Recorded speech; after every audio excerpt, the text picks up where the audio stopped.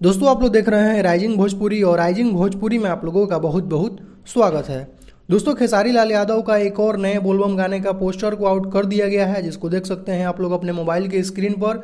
गाने का नाम है आंसू गंगा जल भइल। इस गाने को लिखे हैं विशाल भारती, मोनू सिन्हा का इसमें म्यूजिक है। बाकी इस वीडियो के वीडियो डायरेक्टर हैं पवन पाल जी। सोलो सॉन्ग है ये गाना और ये गाना टी सीरीज हमार भोजपुरी से बहुत ही जल्द रिलीज होने वाला है। पोस्टर पे अभी डेट मेंशन नहीं किया गया है, कमिंग सून लिखा हुआ है, तो मुझे उम्मीद है कि 2-3 दिन के अंदर आप लोगों को ये गाना सुनने को मिल जाएगा। बाकी खेसारी लाल यादव का एक और गाने का आज पोस्टर रिलीज किया गया था, जो संघर्ष 2 फिल्म का गाना है।